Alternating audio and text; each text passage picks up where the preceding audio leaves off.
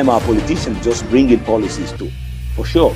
Incidentally, we have several more stories. The legislature was carefully crafted to 22.2% inflation rates as of April this year. What does that say about where we are as a country? I think Nigeria has resorted to being resilient. Before you call a police station, before they even leave, they'll take permission from I don't think there's really anything on ground to improve. We struggled as to strike. The Minister of Education volunteered and said, give me 2 weeks. It was a lie. The president never gave me any deadline.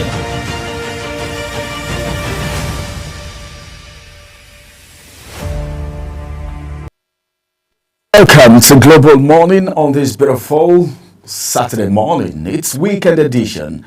And of course, I will be here to steer everything that will be happening on the Global Morning this morning. Of course, one thing is very sacrosanct, and that's the fact that Global Morning is always bringing to you what you actually need to know, what you desire, the best things that will help you kickstart your day. And this is weekend. I know a lot of people are getting set for party. Some of the persons are doing the cleanup. You know, Saturday, it's a very unique day, and I'll tell you why it is unique. My name is Ramsey Enoch Agbo, and it's a very good day, and I'm glad that you are here.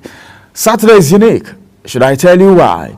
I'll tell you. The reason why Saturday is unique because Saturday is one day that almost everyone will want to fix their event.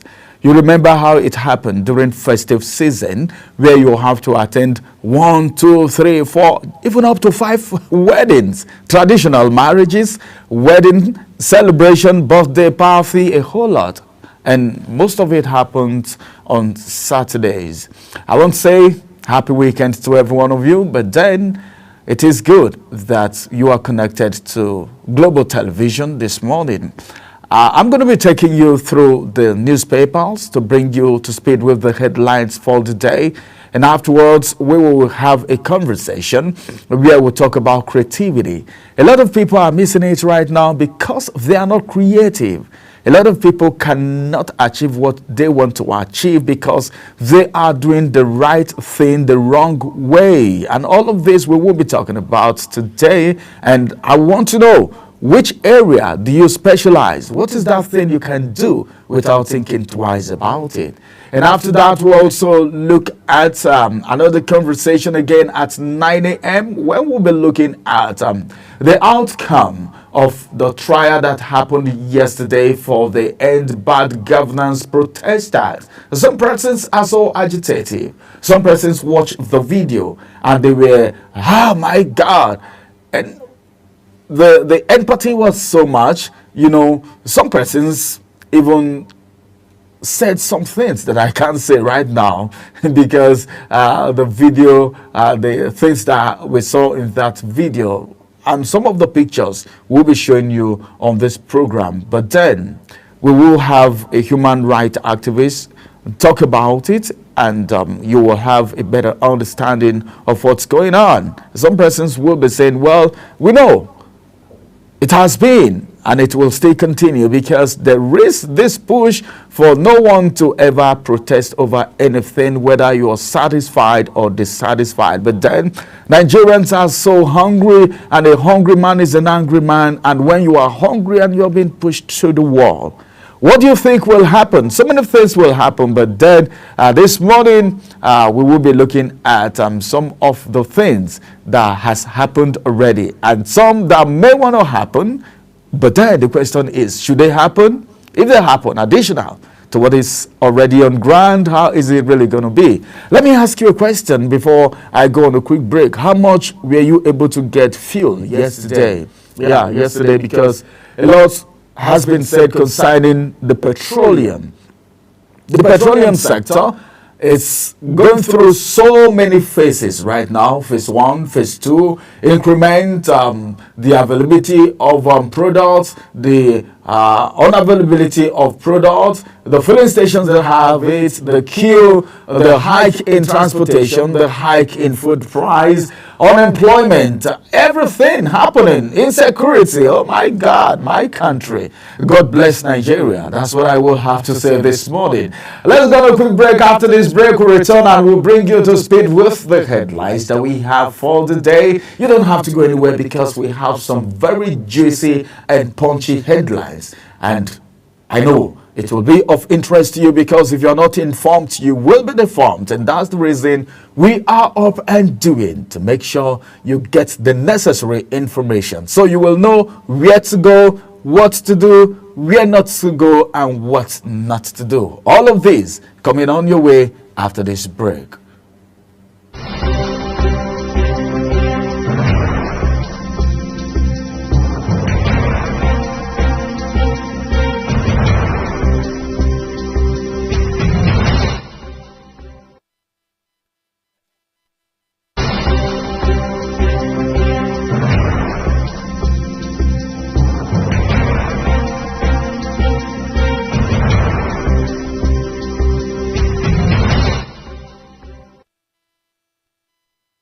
Now straight to the headlines for the day, beginning with the Vanguard newspaper. Saturday Vanguard has some very wonderful stories right here. This one is above the nameplate and it says, what should we do as INEC and SEX are failing our democracy? What do we do? One writer to that story and it says, Nigerians losing hope in judiciary, profile solution. Details on page 10. It's no longer news that a lot of people are losing hope in the judiciary. But then, judiciary, we were told while growing up that it is the hope of the common man. Not just the hope, but the last hope, meaning after the judiciary, there is nothing else for the common man, the average Nigerians. But then, looking at this cry coming today, what should we do as INEC and SEC are failing our democracy? Nigerians losing hope in the judiciary. And this one is coming from the President of the Federal Republic of Nigeria on the Saturday Vanguard this morning. It says, I won't withdraw tax reforms bill. Details on page 2. Obaseki launches Edo digital policy. This is on page 6. There are a lot of policies right now, but digital policy in the 21st century where everything has been digitalized. I think it is a welcome development, if you ask me. Just one rider to that story. And it says commissions Nigeria's first state-owned data center in Benin.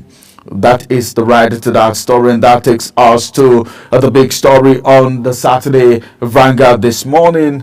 And the big story says end bad governance protest. That's the kicker. Then the story itself says police dock minors forced lumped before arraignment. Some riders to that story. Please, they attempted to destabilize Nigeria inside Mutiny, shouting, Tinubu must go. It's military we want. A second rider says 72 others get 720 million naira bail.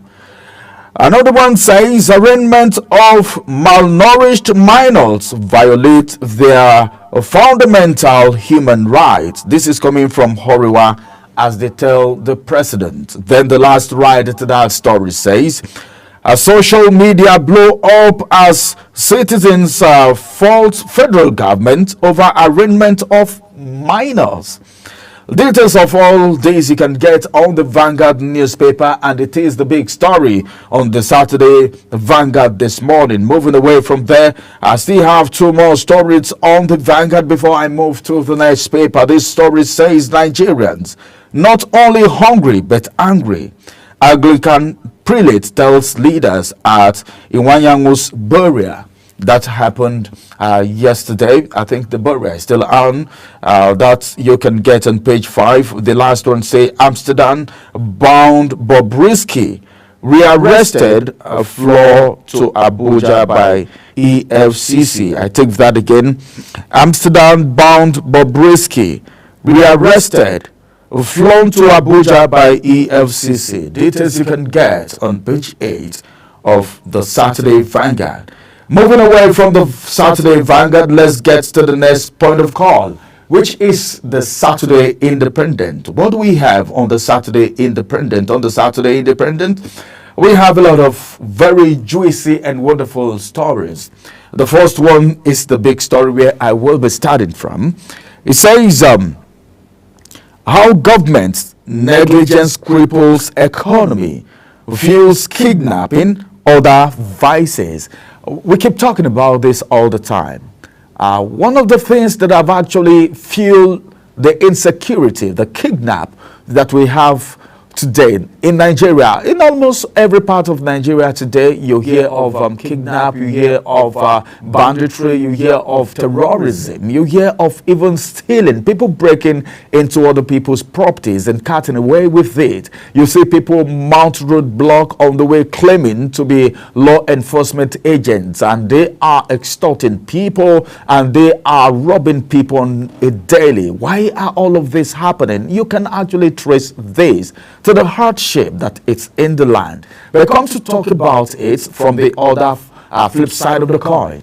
Is that what we are supposed to do? That's the question. Is that what we are supposed to do as Nigerians? No matter the problem, everyone is facing this hardship. Then why go kidnap someone else and you are asking for ransom? The person don't have, just like you don't have, because everyone is operating the same economy. And that's where the problem is. Okay, and so bad that sometimes if this ransom is not being paid, you hear that the loved ones of some Nigerians' life is being taken away from them because they are not able to afford the ransom. And this ransom are very humongous amounts of money. Where are we heading to in this country? Well, negligence, they say, has crippled the economy. Some writers to that story, Foko Ojo Road in Kwara, abandoned since 1977, says local historian. This one says, with 300 billion naira supplementary budget, minister failed to deliver. Lawmaker is the one saying that. Then the last writer to that story says, all roads will be notorable. Okay, all roads will be motorable before Christmas. This is coming from the Minister of Works and Housing. Fashola did so much, you can take that away. Then Umahi came on board. When they first came into office, you hear that contracts were being revoked. You know, contractors were asked to go back. Contractors who failed to carry out some contracts on the roads were asked to return the money that they were mobilized with. But then later on, it stepped down a little bit. Another promise is coming again. But then this is Nigeria. A lot of Nigerians, like we heard in one of the papers, that Nigerians are now losing confidence and hope and trust in the judiciary. Same way, some Nigerians are losing trust and hope in the people in politics, politicians, people in governance. Not all, some. All right, I'm not generalizing. Some. And this is the reason, because they say what they don't do. They don't keep to their words.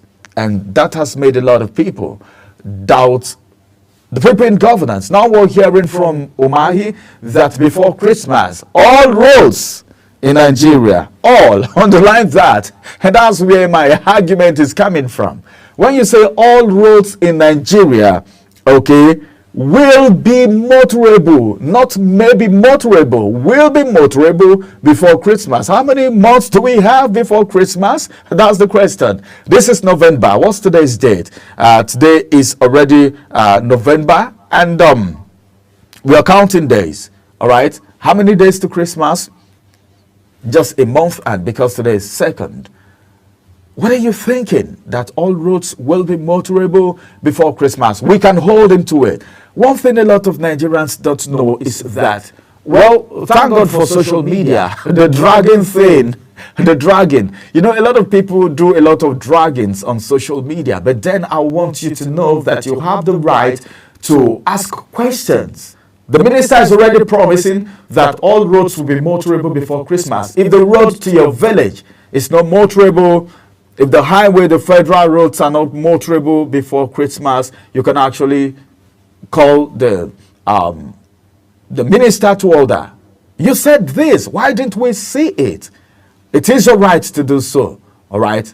Do it within the confine of the law and the Constitution, and I think it will be a good one. More headlines still coming from the Saturday Independence. End bad governance. Our federal government is the one saying this, and of course, Obi Ezekwesili blast criminal trial of minors. Details on page 5. I don't give 20 boyfriends my body. All right, this is the social media rant thing. Regina Daniels clarified. Details on page 15. Tinubu adamant vows not to withdraw tax reform bills from National Assembly. And that's the size of the headlines from the Saturday Independent. More headlines still coming on the way this morning. Let's get to see the almighty Punch and see how punchy it's going to be this wonderful Saturday morning. From the Punch, I have this headline which says, I think Bobrisky seems to be in the news today. All right. This one says, 15 million naira bribe claim. EFCC grills Bobrisky cross-dresser detained in Abuja. Latest read on page 7 of the Punch. Then the big story says, outrage as police arraign 32 hungry children for treason for collapse. Some riders to that story, and the first rider says the minors starved for 3 days. Defense counsel is the one saying that. Then Atiku, Obi slammed Tinubu government. NBA, Sons, Amnesty, Serap, alleged right abuse. Then this one says marketers plan to sell petrol below Dangote's 1,028 naira per liter price. I think that's going to be beautiful. That's going to be beautiful. Let me talk about this a little bit. I just want to talk about it, but I'm going to be brief about it because of my time. I've got a lot of papers, a lot of headlines right here, but we need to address some very salient issues. Sometimes you will be forced to say Nigerians have been taken for a ride. Why did I say so?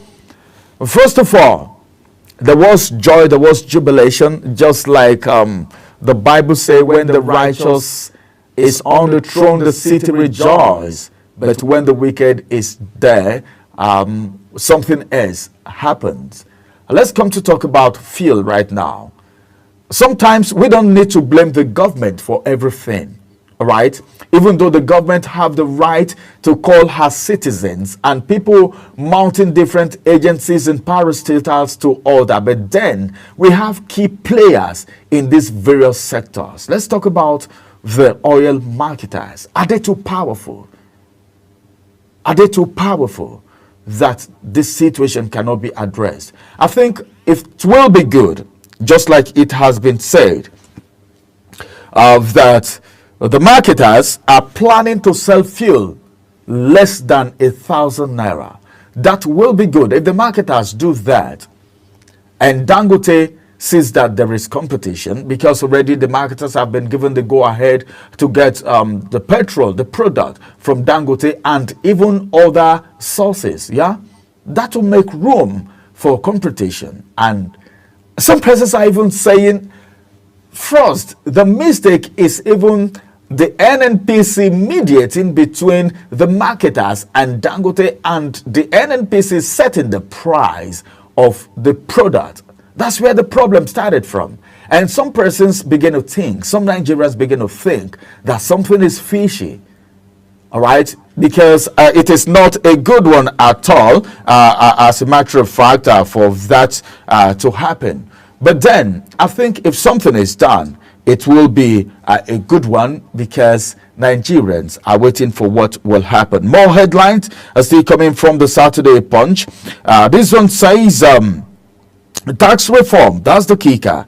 Tinubu rejects 36 governors' opposition, insists on bill. All right, details of that you can get on page 27 of the Punch newspaper. And finally, from the Punch newspaper, anger greets presidential wings, 9.8 billion naira rehabilitation vote.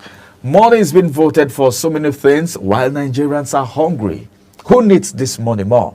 That's the question. I think I'll leave that question to you to answer. Let's go on a quick break. After this break, I'll return back and we'll look at some other headlines again. But don't forget that the Global Morning Show for today is going to go in a unique way. We are coming with something very, very fantastic topics that you will really love. Stay on the show. I will be right back after this break.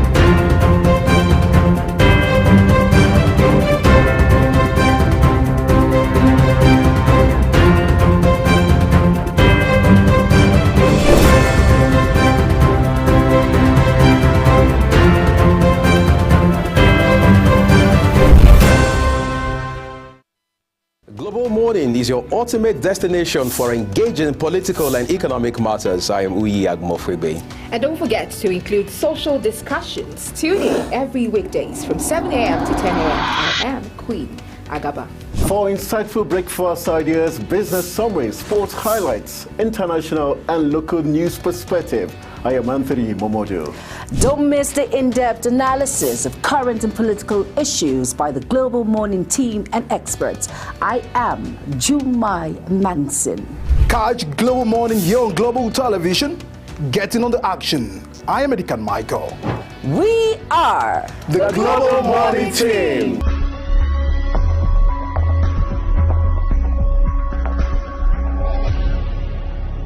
Business Point on Global Television. The business world can be dynamic and unpredictable, with headwinds and volatility sometimes becoming an obstacle for players in the business and economy landscape. Watch Business Point on Global Television as Samuel Oji walks you through the twists, turns and curves in bands, stocks and crucial market indices from a global standpoint.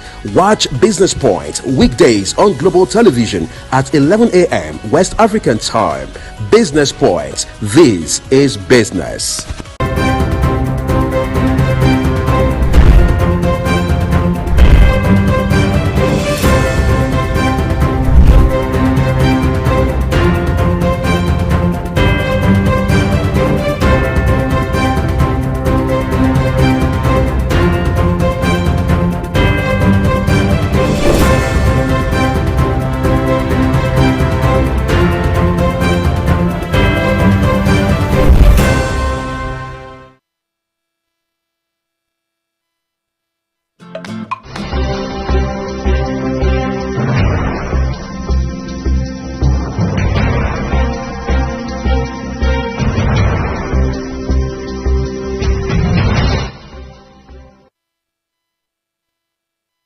Welcome back now to the Saturday Tribune. The headlines still coming on your way on Global Morning with Ramsey Enoch Agbo. Now to more headlines, and the Saturday Tribune is right with me here, where I have some writers.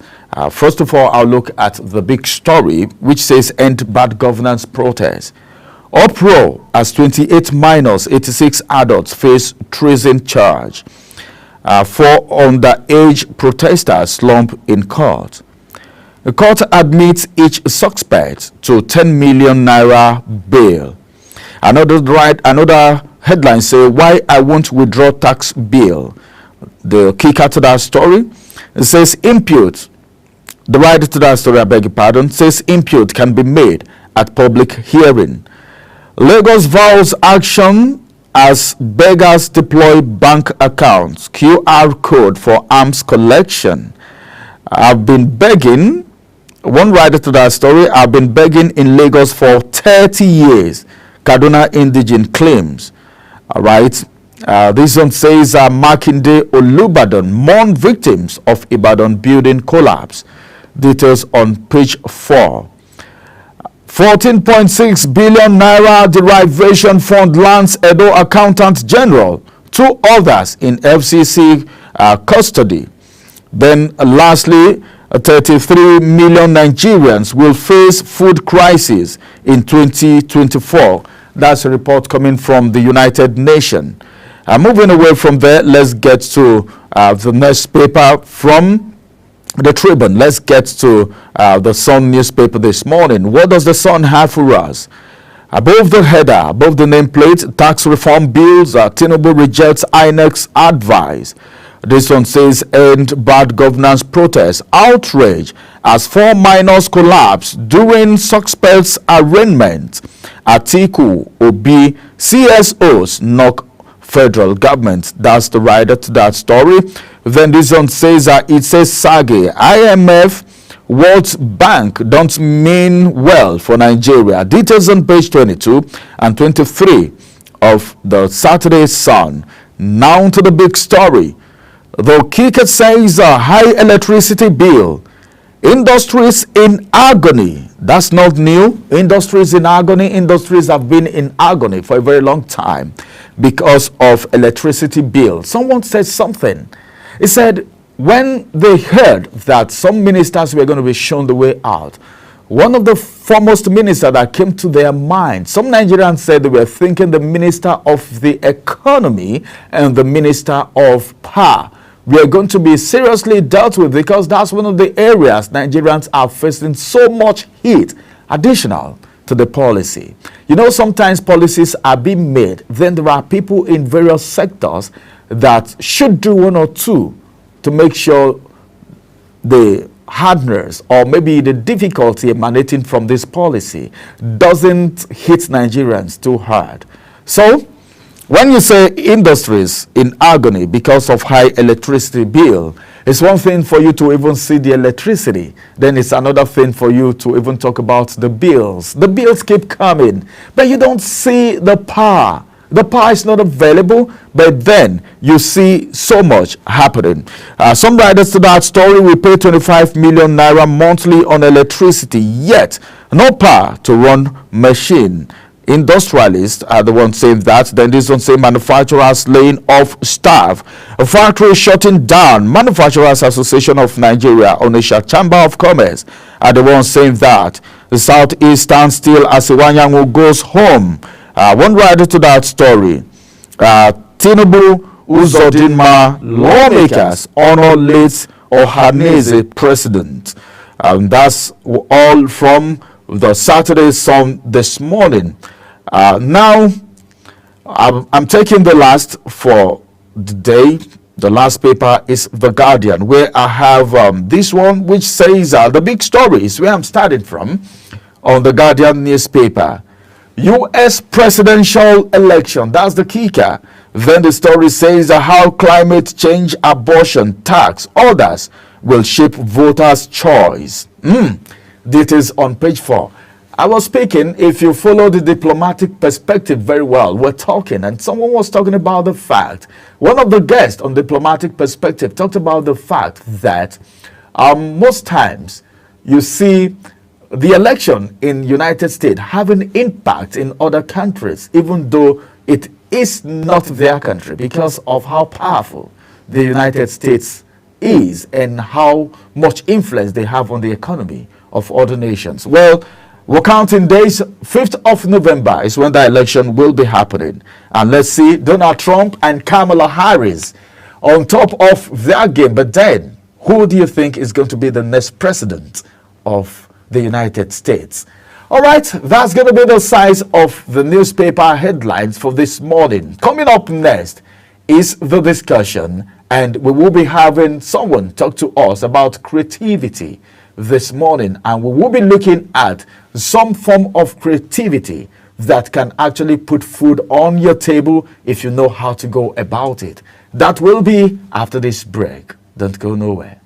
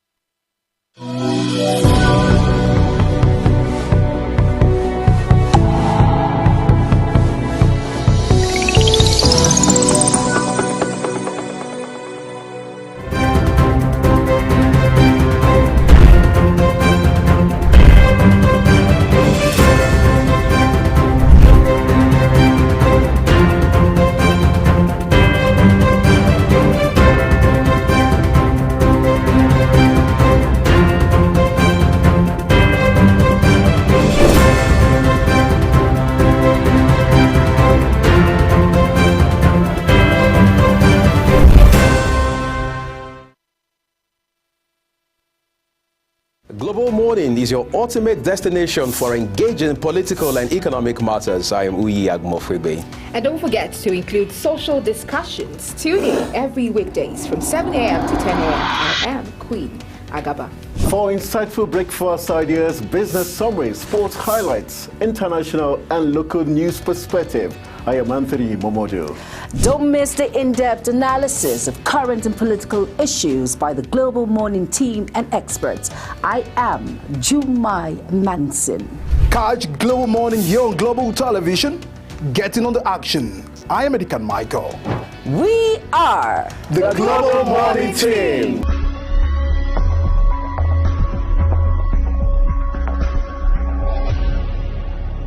Business Point on Global Television. The business world can be dynamic and unpredictable, with headwinds and volatility sometimes becoming an obstacle for players in the business and economy landscape. Watch Business Point on Global Television as Samuel Oji walks you through the twists, turns and curves in bands, stocks and crucial market indices from a global standpoint. Watch Business Point weekdays on Global Television at 11 a.m. West African time.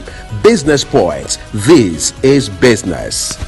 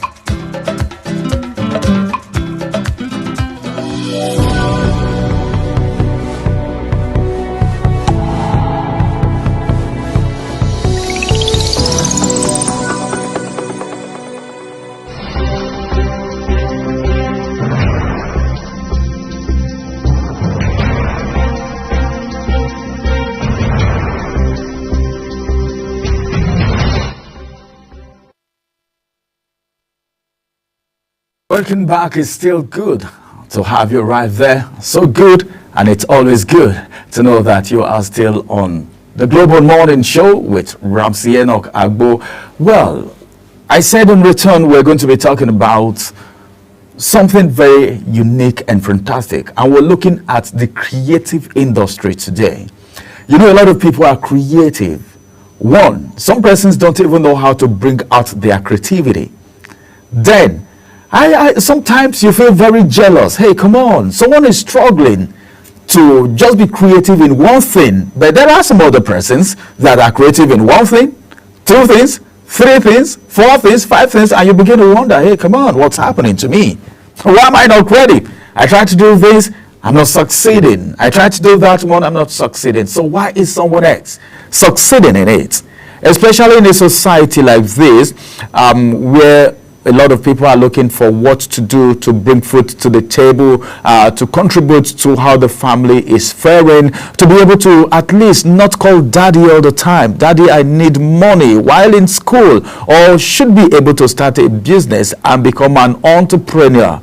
A lot of creative things are bringing food to the table today. Gone are those days. Go on social media, you see a lot of people making money in foreign currencies and local currencies. Where are you thinking about this morning? In which area are you creative? I have right here on the program today someone who is into creativity. Okay, and of course, she is a spoken word artist. Not just that, she is also a content creator. Okay, content writer, content creator, whatever you want to call it. Then she is also a community coach. This is one person. You see, I told you, some persons have it more than one, while some are looking for just one. That's why I'm going to tell you, say, when life no balance, then you can actually become what you really want to become. I have with me on the Global Morning Show this morning to discuss the benefit of creativity in the society, in developing worlds, in countries like Nigeria. And joining me on the conversation is Diamond Michael, a spoken word artist. Good morning, Diamond. Hello, good morning. It's good to have you on the program. Thank you so much. It's a privilege. Well, I think I would need to say this. Diamond is also a medical student at the University of Calabar. All right, and she's studying genetics, right? Genetics. That's to tell you that having so many things to do at the same time. So how are you being able to do this, you know, combining studies with this creativity? How are you able to do it? First and foremost, I'll have to acknowledge the fact that God has been helping me so far. That's fine. And to be honest, I didn't always see myself as a creative person. I usually used to feel like I am not so organized, not so creative. But over time, when I think when my teenage age, I realized that I began to see the world in different colors. Like, I made a planner, I made some journals, and it was basically about me trying to organize people's life into a book. And, you know, also I found out that I could speak to people, I could talk to people. So many times my friends would come to me and they'll say, okay, Diamond, I need your help with this, I need you to help me do this. And I would literally create a portfolio for them. So everybody referred to me as a creative, but I never saw myself as that. So I think it was not too much pressure because I never saw myself as one. So I could just freelance it basically. And the freelancing helped me. It was never giving me any pressure. So being a student, having to read and at the same time having to be a community coach, having to be a content creator, I saw it as me just freelancing, me just being myself basically. So I wasn't pressured at all. All right, she wasn't pressured at all. But now let's look at it from the angle of the benefits that come with being creative. But then a lot of people are craving to be creative in just one thing, just content creation alone. We know how much it's bringing to the table today. Has spoken words. When you talk about spoken words, some persons don't know what spoken words is because some persons are hearing it for the first time. When we say spoken words, what are we referring to? Because some persons, if you say spoken word, okay, she speak words. That's what a lot of people will think, yeah? So when you say spoken words, what are you talking about? What does it mean? So basically, I would say spoken words is being able to articulate your people. To be honest, when certain people, I've seen motivational speakers speak, and I'm like, these people that say these things, I've heard lots of people speak, but when you hear certain people speak, you can almost relate to them. You could see people crying, and I feel like there are ways you could articulate your words that you could touch the heart of people. Would be touched. People would leave that arena, and they would want to do something different with their life. So the first time I was invited to speak on an event, I went there and I was literally blabbing words. But at some point, I think I started to cry. And trust me, human beings love when you are emotional because they can relate with you on different levels. So I was just crying and I was just telling them how it was so hard coming to this place because I doubted myself severally. And it was like everybody could relate to having to doubt yourself. So I was so real. I was not even trying to, just be like, aspire to acquire. I was not doing all those. I was being myself, and I told them, "This is it. I have so many times I have doubted myself. So many times I have felt like I can't do this." And everybody was just like, "I think I've been in these shoes." And spoken words is just being able to articulate your words and touch the hearts of people, touch the lives of people. All right, I think you're going to say more about spoken words when we return. Let's go on a quick break. After this break, we'll return, and there is one question I'm going to be asking Diamond. Are you itching to know that question? That question, you will love it. That will be after this break. Stay with us.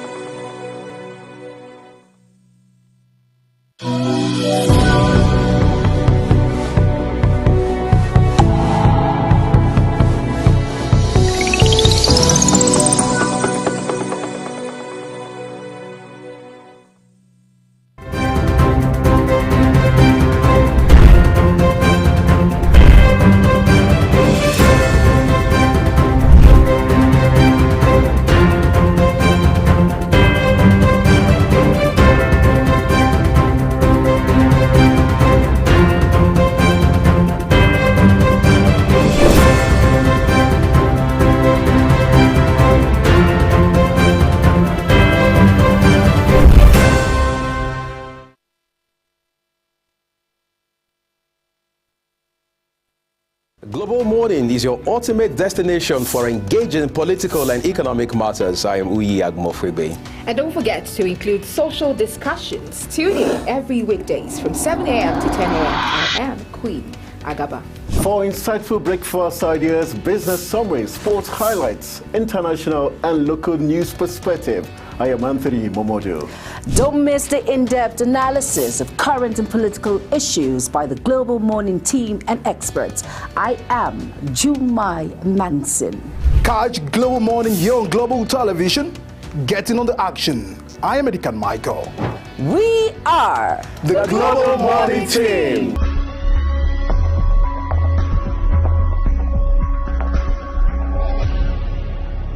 Business Point on Global Television. The business world can be dynamic and unpredictable, with headwinds and volatility sometimes becoming an obstacle for players in the business and economy landscape.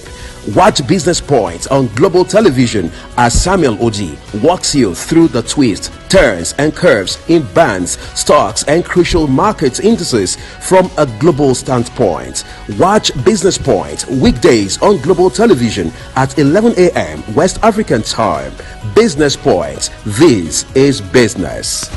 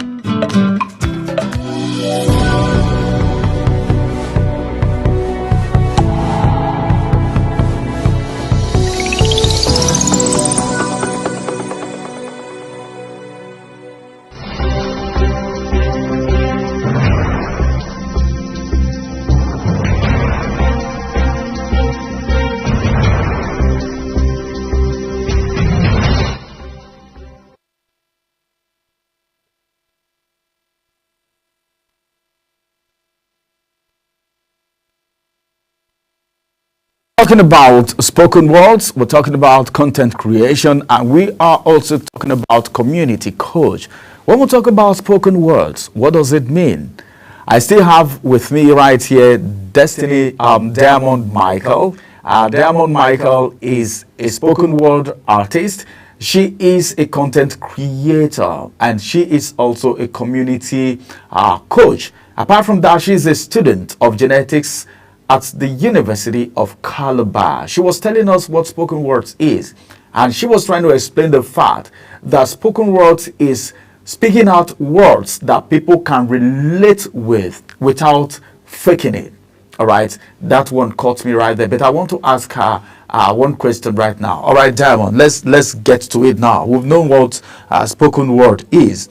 I love that part where you talked about you being emotional while you were speaking. You talked about you being emotional while you were speaking, and of course, that one actually caught my fancy, because a lot of people seems to look at spoken words as just someone who have rhymes. You can aspire to inspire you so that you don't expire to acquire if you require. You know? Some persons think that's what spoken word it's all about, because I've seen people who just gets to the stage and all you hear is rhymes. People cannot really relate with it. The only thing you hear is applause. At the end of the day, people have forgotten what you said. It's in your own part or your own part. Now you talked about the fact that it must be something that people can relate with. Now, because we're talking about the benefit of creativity in the society. We have a lot of youths wasting, a lot of youths don't know how to really discover themselves. On your own part, you've discovered yourself. But what is the benefit that you think can be derived from creativity? Remember, being a spoken word artist is being creative. Creating content, that one you already know. Then to be a community coach, you need to be creative as a leader to even do that. So what do you think are the benefits of being creative, or the benefits of spoken words, the benefits of content creation, the benefits of community coach, as the case may be? Okay, so first off, imagine being paid for what you love doing. As a content creator, as a spoken word artist, it was never really the money, but of course I wanted the money, you know, and I was telling stories with my life. So like, imagine having to share your stories and touch people, and by that means they are able to even say, oh, I want to pay you for you to be able to do this for me, just by telling your story. So it was just basically me telling my story. I was sharing my story, and I realized that nothing happens to me that cannot help someone else. So anytime something happens to me, I share it with someone, and you know, people listen to it and they're picking up their lives, they're getting back on track. And I'm like, okay, I can do this. I can use my life. I can share my stories. And imagine getting paid. That's the good part. Getting paid for something you love doing, something that helps people, making impacts with your life, with your stories. Some of us, we don't even know what's going on. We don't know what's going on in your life. Everybody feels like, oh, your life should be kept a secret, which is fine. But if there are things that could inspire people with your life, please go ahead, share the story, and you know, watch God take you to another level, basically impact your world with your story. So I feel like that's the benefit for me. I'm able to share my stories, and I'm able to impact my world, my generation, my friends, and you know, the world at large. So yeah. I think one of the aspects that actually caught my fancy is the fact that it's like you're using one stone to kill two birds. Okay, you're impacting lives and you're making money out of it. Yeah. So I don't want to ask you how much you've made, because these guys are out there.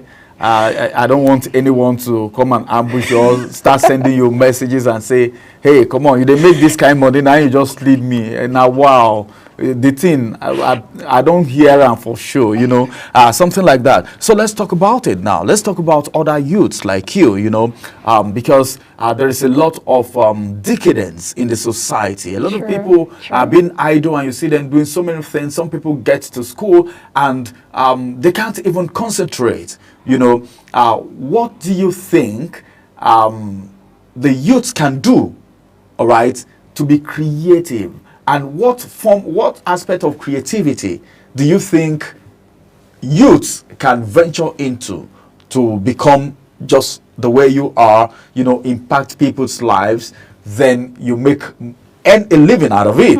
That's very important. So what do you think? Because there are youths like you listening right now all over the country and some parts of the world too. So what do you think will be your word for youths out there who want to be creative?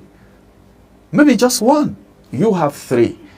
Okay, so first off, my question to you is, what do you like doing? What do you enjoy doing? For some people, you might not want to be on camera. You might not want people to see you. Or can you write? Can you write behind the camera? Can you, articulate your words well? Can you write for people? Can you, write articles, write books? Some people, there are so many books that you can't write, but you have never seen yourself doing that. So, like, what do you like doing? Whatever you like doing can bring you money if you pitch yourself well, if you're in the right place, and then you sell yourself out to anybody. I got to this place because I sold myself to someone. I told someone, I love to do this. And she said, I need you to be on air. I need you to be on camera. Pitch yourself, sell yourself. Don't be scared, because nobody will know you if you don't tell us what you do. Nobody will know you if you don't come out, if you don't take the bold step, okay? So whatever you like doing, work on it, become better at it, and you can make money off it. All right. Whatever you're doing, become better at it, and you can make money out of it. Let's get to community coaching. When you say community coaching, some people say, is she a community chief, or she's working with one chief in where she lives, and the people in that community, she's their coach? What is she coaching them? Is it football? Is it handball? Is it basketball? So when you say community coaching, what are you talking about? So basically, as a community coach, I have a community of people, young people that basically look up to me, and they see something in me and they want to be that thing. So I'm able to coach them to become that person that they want to be. So basically, not all of us are the same. Some people have different goals, different dreams, and I'm able to make them, realize their dreams, work on their dreams, and become better at what they do. So that's what I mean by being a community coach. Okay, so you have these people, and you form a community. Yes. And what you do for them is coach them. This is what you do. I love it. Then you say, okay, I have a community. Do people pay to join your community? Because I know some communities where they will tell you, you need to pay $5, you need to pay $10, $20, $30, $50 to be a community member. I know someone who do that. And I agree. Do people pay? Okay, you do that. No, I agree with the person, because sometimes people are not committed to you put like a commitment fee to it. Some people just take it for granted when you offer yourself free of charge. But I get why the person is putting a price tag to it, because you have to kind of pay for that price, so you take it really seriously. But for me, I do not charge in my community for now, because I'm just trying to groom the people, and I don't want a lot of people. So the people that I have, I just want to groom them. And when I see that what I'm doing is working on them, then I could, extend it to a larger audience. And then maybe we can talk about money then. Okay. So what you're doing right now is you're coaching these people free of charge. Yes, I am. So how has been the improvement? Have you been able to raise one or two? Because that is contributing to the society. Yeah. At your age, as a student, you're contributing to the society, trying to make people, all right, benefit themselves and the society, coaching them free of charge to do what they crave to do, and push them towards what they want to become. Have you had one or two persons who are doing well now in your community that you can point to? I can brag about my students. Pointing to them, she can brag about them. Yes, I can brag a lot about them. One of them, organized an event, a program, and I was so proud of her, because I have not organized a program. And I was just like, the plan is you do greater works than I do. That is the plan, and she's speaking, to people, and I'm just really proud of her. So proud of her, because she has been able to nurture that grace for,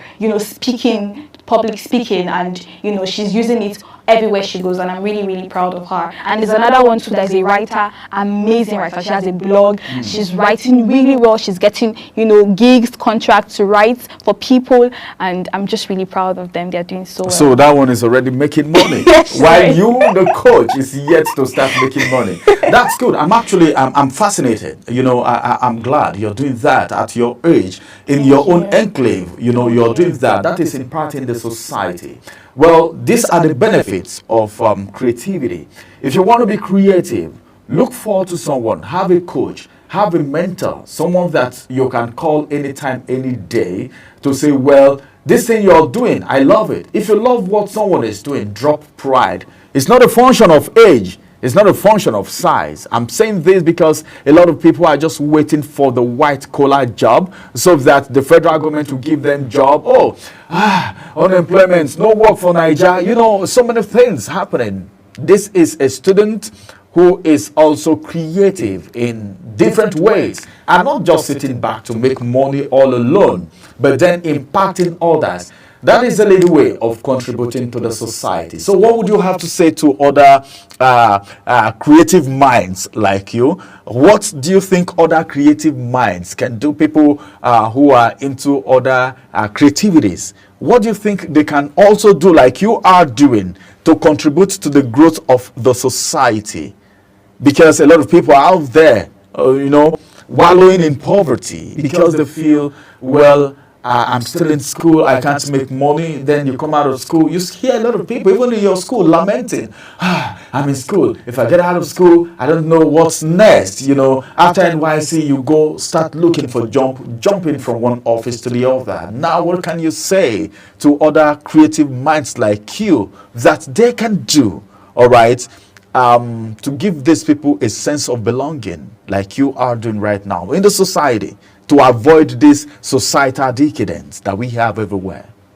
Okay, so first off, I think you should stop thinking about just yourself. The moment you stop thinking about just yourself, you're able to see problems in the world. So the moment you think about what can I do for other people, how can I add value to other people, what will my life be like when I'm no longer here? The moment you start thinking about those things, you begin to problems that you never saw before, your eyes begin to open to those problems. That was the beginning of everything for me. I started to ask myself, how can I make people better? How can I make people's life better? And the moment I started doing that, I started seeing, problems that I could solve, and I became a solution to some people, hereby, making money for myself. But that was not the initial plan, because I wanted to be a solution. So being a solution provides you with the means of making money, because when you provide a solution to people, they're able to pay you for the value you give them. So basically, stop just thinking about yourself, think about the world. Yeah, you're actually a content creator. You're a content creator. You're a spoken word artist. This has been proven right now on the program today that Diamond Michael is doing so much in the society. Contribute your own quota to the society. Let's build this economy together. Let's not just depend on white collar job. Look within. What can you do? You just said something very vital. What can you do? What are you craving for? What do you want to become? That thing that it is in you. What solution? There are problems everywhere, Diamond. What is that problem that I can be a solution to? And that one caught me. I tell you the truth. Just look everywhere. There are problems, like Diamond have said. But then, how will you be able to profile solution to this problem? If you become an answer, every question will start looking for you. And people who have these questions will start running after you. So be an answer, be a solution. Thank you very much, Diamond, for coming on Global Morning today. Thank you so much. We'll talk more behind camera to see how you can have access to more youths. So good that you have a community right now. But then that community is going to grow. And of course, what you started, just want to say, other youths should also do the same, all right? If you want to connect to Destiny, you can actually get to ask her one or two questions. You're on social media. Yeah. What's your social media handle? So on TikTok is the Global Sought After word, and then on Instagram is the Global Sought After. But basically, my Instagram is having issues, so you can connect with me on TikTok, on my email. Global Sought After. Yeah, the Global Sought After. Global Sought After. Not global television, but she's a global sought after. You can see that name. All right, this is going to be the size of the discussion, the first discussion. Coming up next is another discussion where we will have a human rights artist talk to us about the trial of the End Bad Governance protesters. Some persons are complaining about minors being treated inhumanly, and of course the judgment and the 10 million naira bill. So many things. We will be talking about that right now. Where your right ends is where another person's right begins. That will be after this break. Stay with us on the program. Bye for now.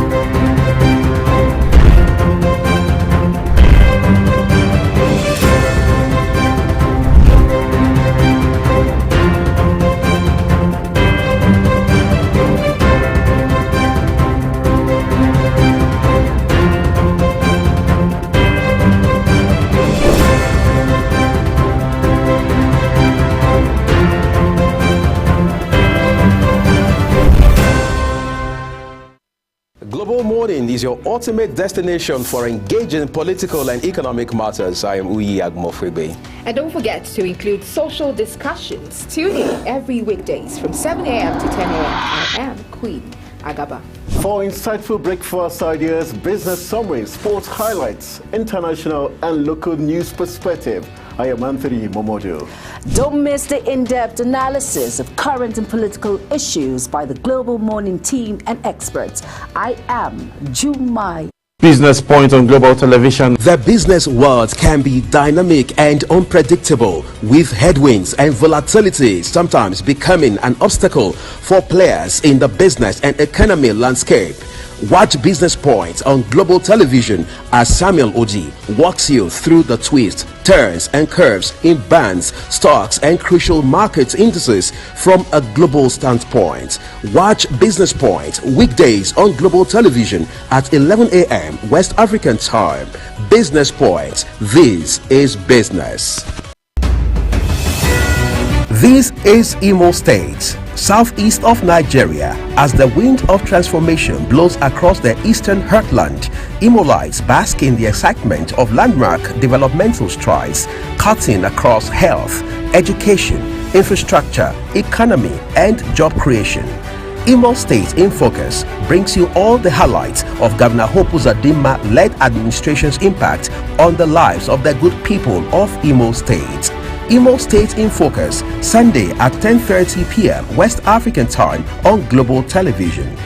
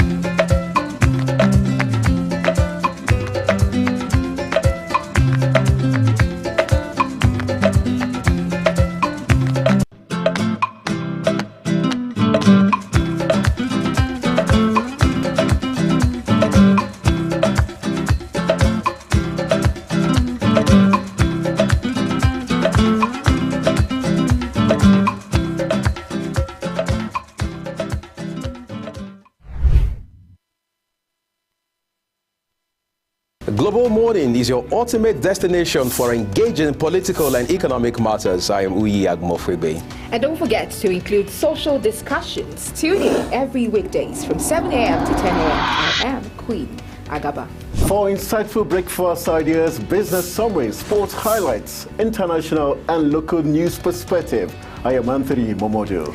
Don't miss the in-depth analysis of current and political issues by the Global Morning team and experts. I am Jumai Manson. Catch Global Morning here on Global Television. Getting on the action. I am Edikan Michael. We are the Global Morning team.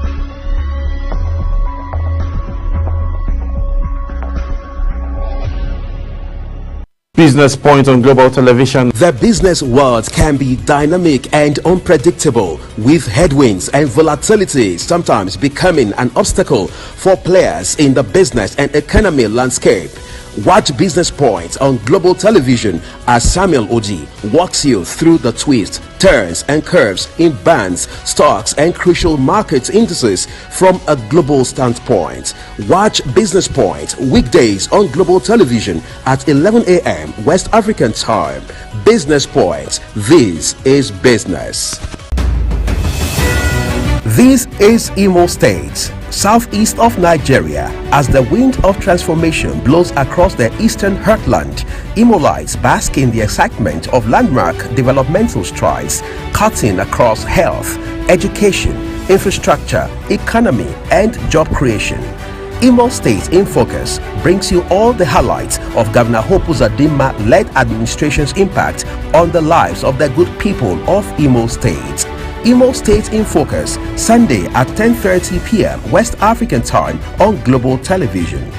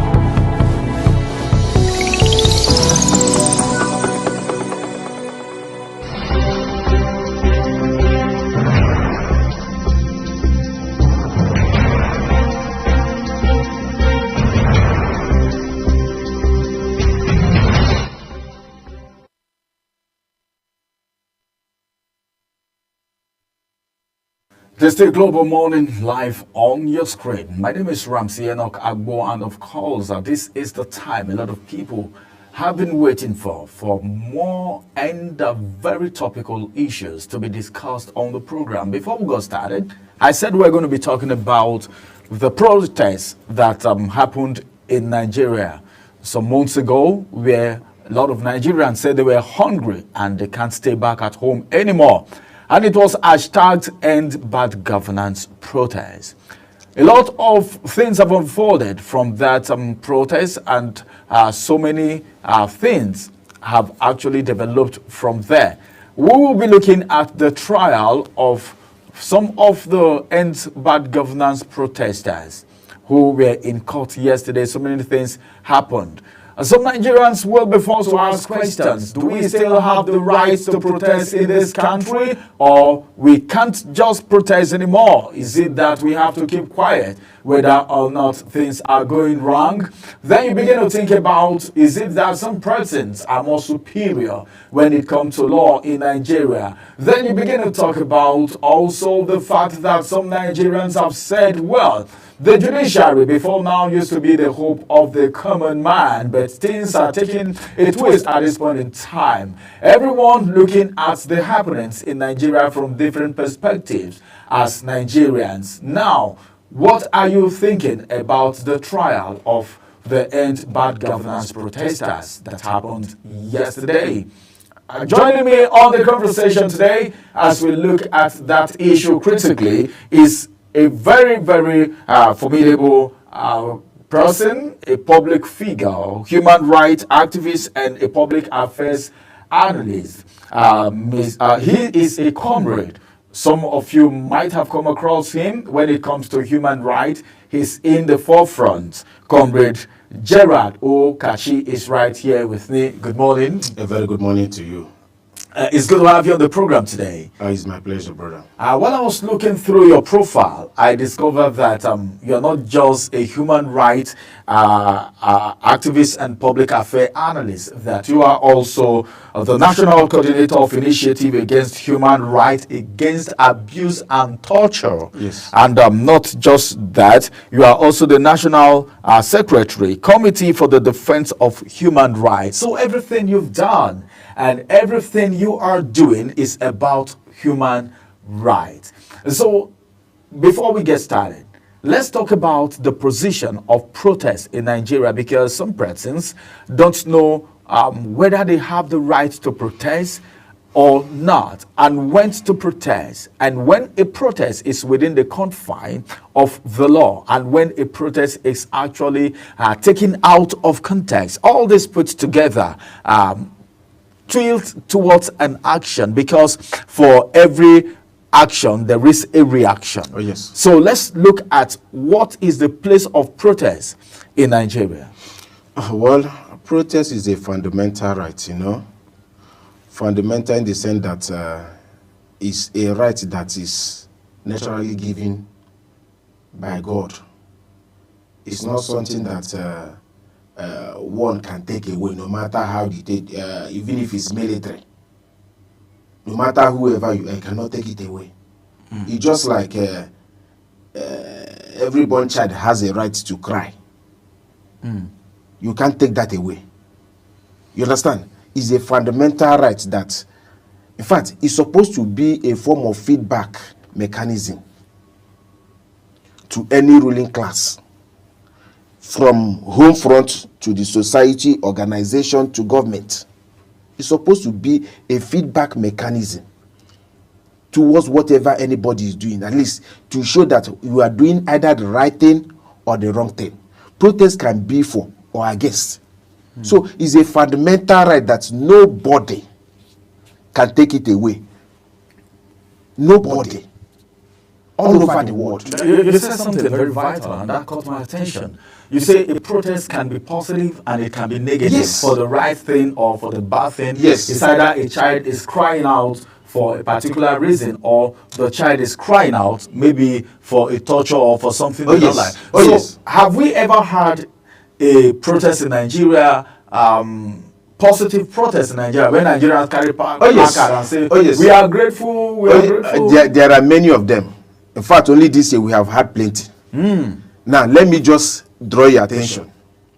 Before the August 1st protest, few weeks or few days before the protest, we saw different groups carrying out placards, protesting for government, dissuading Nigerians, discouraging Nigerians from coming out, saying that the reforms that the present-day government are doing is the best they can do,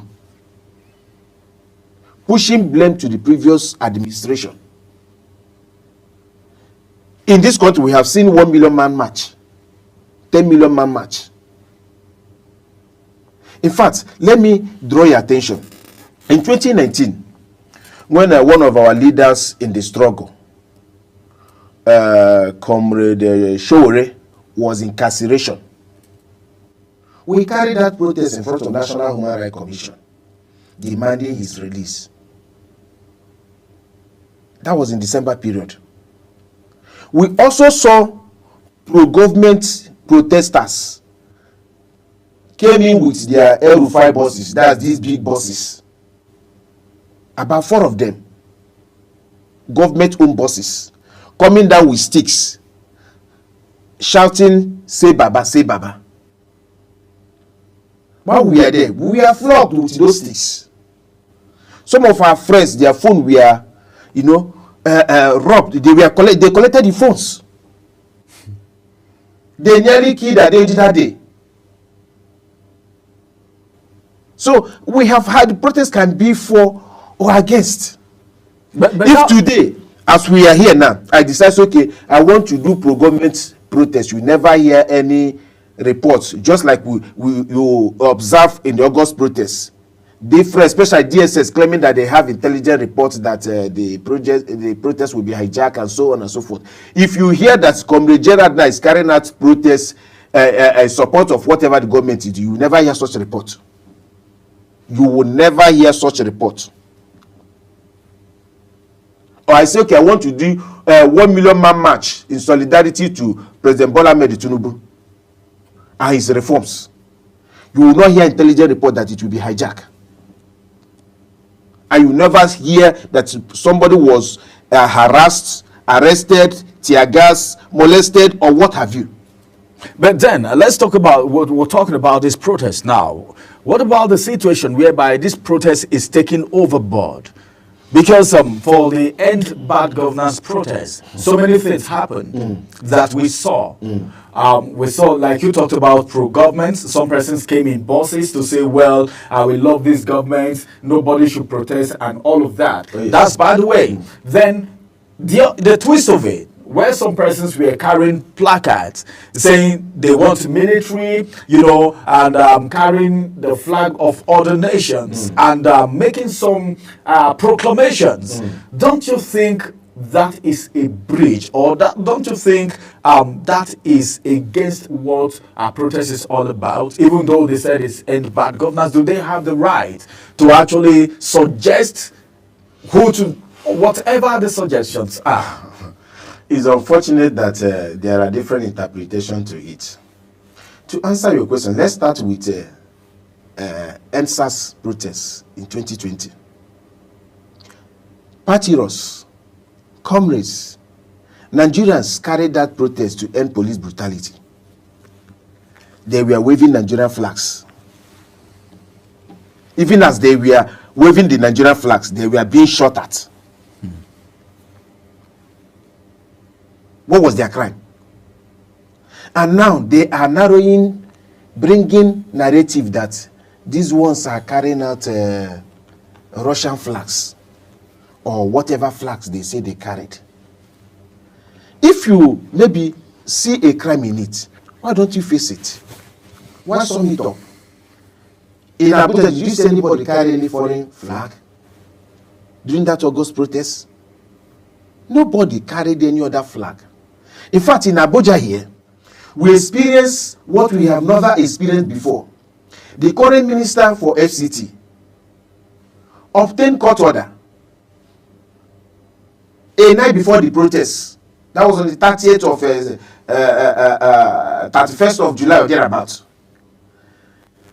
Confining us to one place, constraining us to one place, that we should go to the National Stadium. This is a man that carried out protest, even as a governor. Led protests in Rivers State. Carried out protests to police command in Port Harcourt. Something they benefited, just like President Bola Ahmed Tinubu. Now, getting to the National Stadium, they asked us to go into the pitch as if we were going to play World Cup or Olympic. Is it not funny? Is it not intentional? Is it not deliberate? Sometimes you look at all of this, you ask yourself, are we humans? But comrade, don't you think this is in a bid, to forestall peace because of the intelligent information that some persons will come out to hijack the protest? Hold on a minute. If you recall, I told you that a few days before that protest, they carried a series of different protests promoting whatever the government is doing that is causing hardship, that is causing hunger. Have you seen what is happening recently? Just a few weeks ago, you saw a mother throwing her own child that she labored, carried for 9 months into the river because of lack.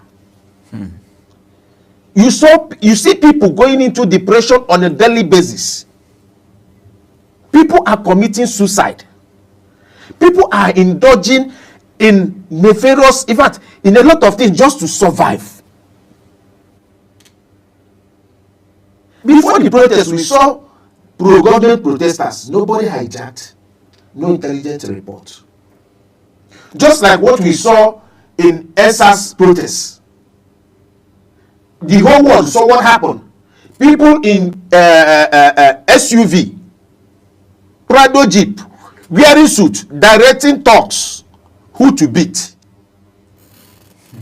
All right. Let's get back. Let's get back now to the trial of the End Bad Governance protesters that happened just yesterday. The whole country was agog yesterday, part of the country, because of what actually happened. Now, let's begin by saying, is it okay? Don't you think it's okay?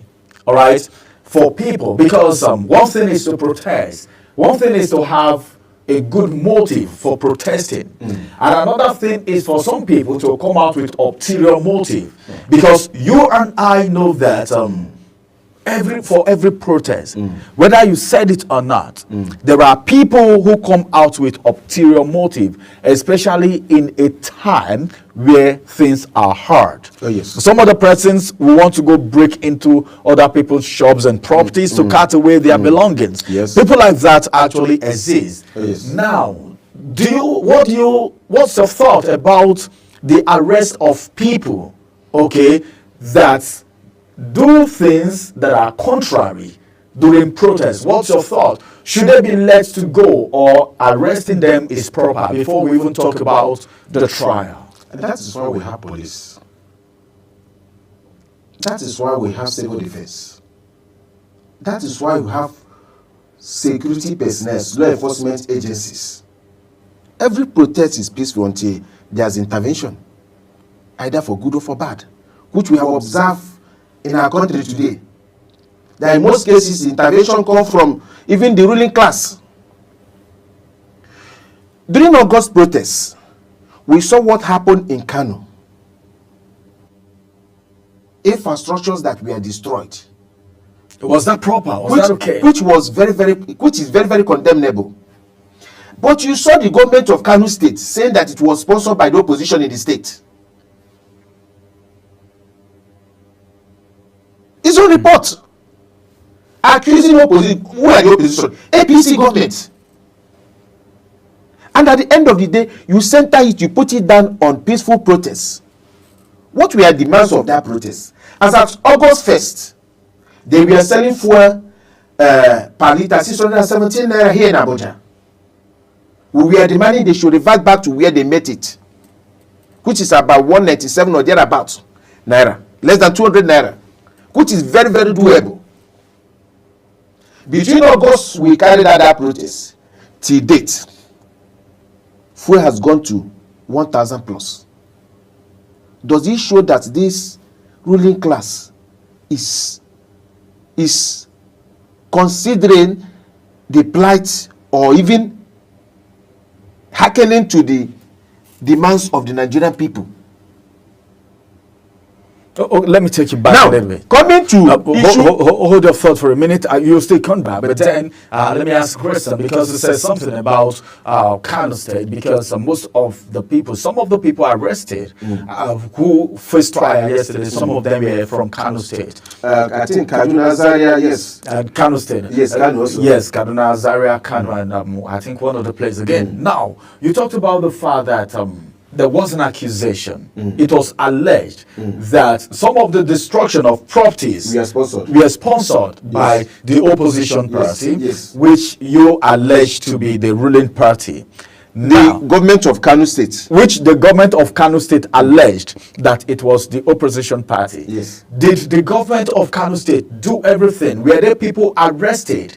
That it was confirmed that those people were actually from the ruling party? What you saw is there's not just the people that were arrested. They arrested over 1,000 persons across the nation. And even what is more worrisome is that if the capital of Nigeria, Abuja, the ones being tried here, we saw it, they were very malnourished. meted with degradable and inhuman treatment. If such a thing can happen in Abuja, who's supposed to be the mirror of Nigeria to the world, what will happen at the state level, where most of these guys are being kept in different correctional centers and the cells? So apart from the people tried yesterday, are you trying to say Yes. there are some other persons? Yes, at the still state in level, custody? yes. Apart from the people tried yesterday, Now, for the end bad governance Yes. protest? Yes. Now, funny enough, what they did was they mixed the whole thing up. You get the ones you claim that looted, that caused mayhem, that obstructed other people's rights. You mix them up. In fact, among those that we have tried, there are ones that people that did not even participate in the protests, that even criticized even the protests. That will tell you how, just because they were in a location where they were picking orders, they claim that they are coordinators. They were picked along. These are the people that we are criticizing, even the coordinators, just because they know them. All right. Let's. I think we might be showing some of the picture of the people that were in court yesterday. Were you in court yesterday? Yes, I came in briefly, but what I saw yesterday made me to, step. In fact, I couldn't stand the sight. Okay. We will be showing some of the pictures. This is the picture of the kids, the protesters. The protesters that were arrested. 14 years, 15 years, yesterday. 16 years, 17 years. They're supposed to be in a juvenile court. In fact, this does not tell well for us as a people. Just recently that they released ranking. Nigeria was ranked one of the worst countries that observe human rights. Even in a war-torn zone like Ukraine and Gaza. But like, as it is right now, the human rights activists, SERAP is writing so much. SERAP and some modern civil society organization, Amnesty International, CDHR. But then, is there anything they can do about this? Will anything come? Because before now, we've heard about interventions, but we never saw the end. Do you think anything, what do you think should be done? What's the proper thing that should be done? Okay, because we're talking about minors here, and for the fact that they are being malnourished. See, they are scampering for food, meaning they are even hungry. They are scampering. They were not fed. Some of them were not. In fact, there was one that was not wearing clothes. You ask yourself, how did we get to this point? That even though that we look at him, even though that we are prosecuting these guys, could not even at least hide Nigerian shame. Get even if it's okay to put them on. There are supposed to be queries from the President Bola Ahmed Tinubu if he's serious about promotion of human rights in Nigeria. Attorney General supposed to query, suspend either the legal department, commissioner for legal, or whoever that is in charge in prosecuting these children. It's a shame, to say the least. Okay, but as it is right now, there is a bill, 10 million naira for bail. Do you think these children can afford to bail all their parents? The question I want to ask is, are there people who are parents of, have anybody come out? Have anybody come out to say, this is my child? Or I don't know, because... Ramsey, honestly speaking, I don't know where we are heading to as a people. In Animal Farm, they say all animals are equal, but some are more equal than the others. It appears that is what we are seeing in Nigeria today. Only here in FCT, just this week, we saw House of Rep member who specializes in making people to disappear. Oh, you're taking him by his word. Yes, now. Because of the statement who assaulted citizens physically, that you should have enough evidence. He was taken to court. Guess what? They gave him bail of 500,000 naira with anybody that can produce any utility bill. and you have minors. And is it that, but it's not all of them that are minors, right? It's not all of them that are minors, yes, right? There are adults among them. But now, among all the conventions that Nigeria is a signatory to, we have Child Rights Act that made it clear that for any crime committed for any child that is less than 18 years, there's a juvenile court you need to try that child. The intention of that child is for integration and rehabilitation, and not for the purpose of punishment. Section 11 of that Child Rights Act talks about dignity of a child, because those that try children are trained for that purpose. You saw what happened yesterday. Do you think that if you had brought adults there, even if the adult is very, very starving or thirsty, he will not comport himself? You saw the way they were scampering for biscuit. Oh, that was biscuit. It wasn't even... No, it's the lawyers that couldn't stand it went outside and started buying anything that is available there. Oh, some of the lawyers in court. Yes. The humanity in them was activated. So that's what they were eating was even bought by lawyers in court. Yes. People even that came for different matter. It's I don't know how to put it. Sometimes when I look at Nigerian issues, sometimes I don't sleep at night. You think are we a different species of... But let me ask you a question, comrade. As it is, you're a human rights activist. You've been on this cause for a while. Yes. You've been president, you've been secretary, and you even have about how many lawyers working under you, with you rather. As it is right now, have there been interventions in cases like this and there were positive outcomes? There are numerous interventions. Numerous ones. In fact, if not for I would have been mentioning names, but for their privacy, I will just leave it at that. There was a guy that was hired to be a teacher in a private school in Kuje. And he's an Afa. Under Buhari regime or administration, to say, he was accused of threatening Aisha Buhari. That he should the Aisha Buhari should pay 100 million naira to his account, even though you kidnap somebody close to Aisha. He was arrested and detained at SAS. Then SAS was still in operation. I went to that place. I met OC admin. He referred me to IROT. Then Abba Kyari was still in charge. Upon inquiry, I was being told that is it because they have not shot him? I said, okay, who made the report? He said somebody SA to PA to Aisha Buhari, not directly from Aisha. Was it a petition? Was it a... Say no, they have arrested the guy. The phone he used to make the call, they traced it through the IME, something, and the glow line. I said, really? Can I see the guy? They brought him out. I asked him, what really happened? He said the same guy, he never used it to make call, he used it to buy data for his laptop. That if he said that he threatened anybody, should provide evidence. To cut the whole thing short, we rescued that guy that day. But what happened was that the guy was hired as a teacher in private school because he specializes in a particular subject. And that subject, that school had been failing it in WAEC.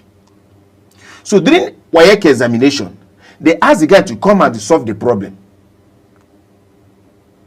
That's malpractice.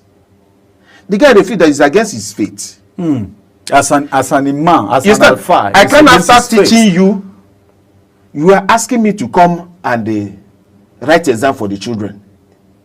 He was informed that was why they pay him higher than other teachers. They have been having issues with this subject. So if that is the case, you would have put it in my appointment letter. That I know that I'm coming to solve white issues. White issues. I was coming to write for the students. And the owner said I would deal with you. That was it.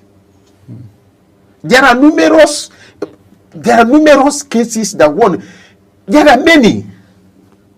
There are many that even if you want to go on the street fight, you can present them to you. I interview them. They will tell you their own stories. It's one of the things that led to end the police brutality. But as it is right now, Kachi, as it is right now, let's look at these end bad governance protesters that were tried yesterday. Now, their fate is hanging. It's either they get the 10 million naira for the bail. It's unfortunate that even the judge, after going on emergency recess, when he saw what was happening in court, could come back, to give that kind of conditions, It's unfortunate. Because a true father, a true parent will not allow himself to be in that situation. I think it's an opportunity for him to even rescue himself from that, because there's an adage that says that a chicken do not go to a party where force is the chairman. If bail, that is a fundamental right, could be made very stringent in this condition, what is the hope of getting justice in the trial before him? But thank God we learned that Attorney General of the Federation has called for the case file, and hopefully between now and the Monday, which will be 4th, we expect a real intervention in it, because it does not portray Nigeria in a good light. Currently now, organizations, most of our comrades are sourcing for funds to get get food for these children, because it's obvious that when they were in custody, they were not fed. Were they fed? You saw them like that? Can somebody lose weight under 1 week in that circumstance? In fact, there are, oh my God, God help us. There are people that we have rescued in such situation. 3 months after they come and they die. It's very pathetic. Because I don't know, these children that they have been subjected to this inhuman treatment, have you imagined what will happen if they eventually gain their freedom, they come out? Because you have hardened them even more. Meaning that if they dabble into anything that is not good, they will be heartless. Okay, let's look at it now.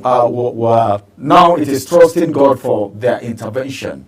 But as it is right now, there is, like you were talking about the judge, I think everything, there is law. I think for law, okay, ignorance is not an excuse of the law, that's one. Then emotions cannot play out when it comes to judgment in some cases. It does. That's why it does. Okay, so you can be emotional and it does. Twist the case. Not twisting. If emotion does not play in judgment or in law, why did he remove 4 out of the 5 collapsed children? Okay, 4 were acquitted? Not acquitted. They were asked to step aside until they get fit. Okay, so we even have cases like that. Yesterday, before the same judge, that they don't look fit to stand before his court. So, if there was no emotion, he would have continued the trial. And thank God that nobody died in the court, because it wouldn't have been what we are discussing today. Honestly speaking, if any of the protesters had collapsed and he was not able to be resuscitated back, you will surprise. But we are made to understand that the people were arrested in Bauchi, Katsina, and of course Kano. Yes. And Sokoto or somewhere else. Yes. As it is, do we have those of you who are fronting it now are not really Northerners, and that is to say we are all Nigerians. Have we had any intervention from Kano where these children are being picked? Have there been any intervention either from the government or from human rights activists? In fact, most of the lawyers handling the cases in Kano, Kaduna, and other places have rescued many. They have rescued. It's just that I cannot give you the exact numbers that have been rescued from this inhuman treatment. They are going. In fact, in one of the trials in Kano, I think it was done under canopy. Canopy. They gather all the protesters You know, sometimes I don't know how, sometimes if you look at some of the things that are happening, you ask yourself, under canopy, why not in the court of law? I don't know. Maybe they were in a hurry. Maybe the number was so big. Just like what we saw yesterday. These children have been there since August. We made the 2 applications before the court seeking for their bail. Those applications were not granted. But they gave police, I think, an order to detain them for 60 days, but they were there for more than 90 days. Whether they renewed that order, I don't know. To continue investigating what? You arrested somebody for protesting. For treason, too. For treasonable felony. And treason. The best you can do for the person is less than 48 hours to charge the person to court. If you cannot give person administrative bail. This government, what I expect them to do is to bring up superior argument to what some of the things that we are demanding. Even to these children, or even the protesters that we arrested. Bring us superior argument with most human face and civil approach. Perhaps we will convince them. All right. Or you enter into a debate trying to find out is there other alternatives to what we are doing. All right, Comrade Kachi, well, time will not allow us to continue with the conversation. The conversation is getting very intensive. Amnesty International, civil society organization, SERAP, and other human rights activists like Comrade are now intervening. And of course, very importantly, the Chief Justice have already ordered for the case file. Yeah, so Attorney General. Attorney General of the Federation, I beg your pardon. The Minister of Justice. And Minister of Justice. So as it is right now, between now and Monday, maybe before the expiration of next week, we may hear something from there. But whatever happens, you get to know on global television. So just keep tab on our programs and you will be updated as the case unfolds. Thank you very much, Comrade. Thank you for having me. And I must say, they should drop all charges against these protesters. Because it's not been... Not just this one, any other protester anywhere. Yes, you see, what they are trying to do is to instill fear, to discourage people from coming out, but you can't do that. You understand? Rather, all these things you may think you are succeeding. It's a kind of piling up, putting pressure, compressing people's anger, that when they hit back, it will not be good. The purpose of what they are doing is to instill fear.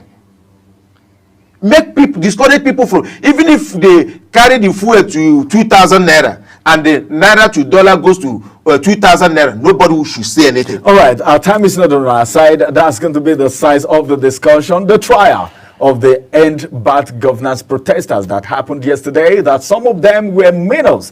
And of course, the charge, the bail, which is 10 million naira for each of them, and how malnourished they were, scampering for just biscuit yesterday in court. We saw the video, and we just hope that something come out of the intervention of the Attorney General and the Ministry of Justice and other meaningful Nigerians who are human rights activists. Thank you for staying with us today on Global Morning. More programs coming on your way on Global Television. Stay with us. Bye-bye for now. My name is Ramsey Enoch Agbo. Have a wonderful weekend ahead of you.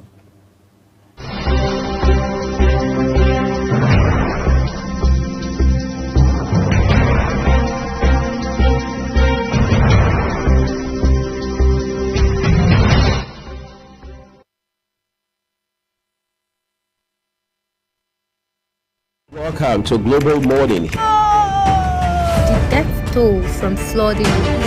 Most time our politicians just bring in policies too, for sure.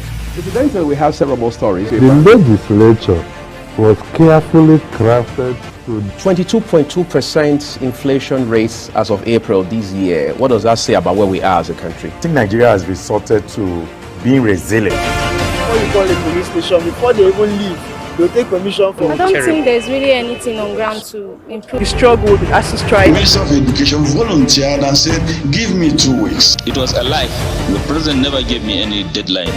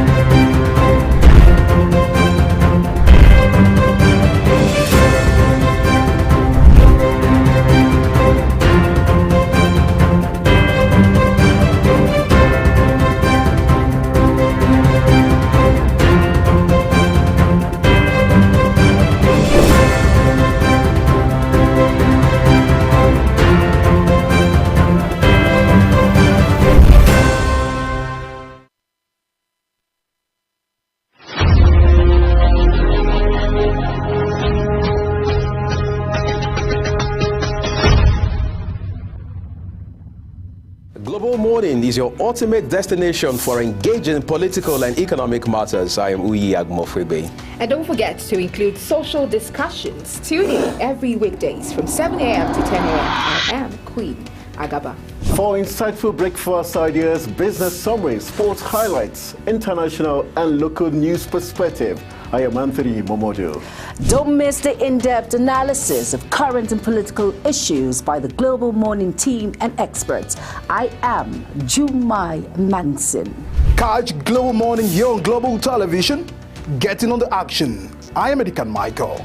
We are the Global Morning team.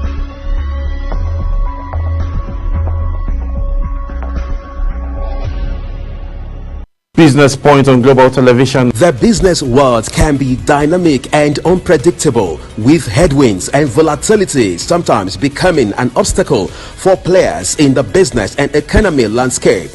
Watch Business Point on Global Television as Samuel Oji walks you through the twists, turns and curves in bands, stocks and crucial market indices from a global standpoint.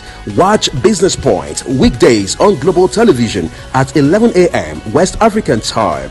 Business Point. This is business. This is Imo State, southeast of Nigeria. As the wind of transformation blows across the eastern heartland, Imolites bask in the excitement of landmark developmental strides cutting across health, education, infrastructure, economy, and job creation.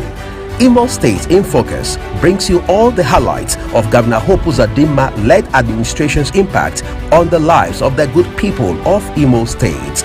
Imo State in Focus, Sunday at 10:30 p.m. West African time on Global Television.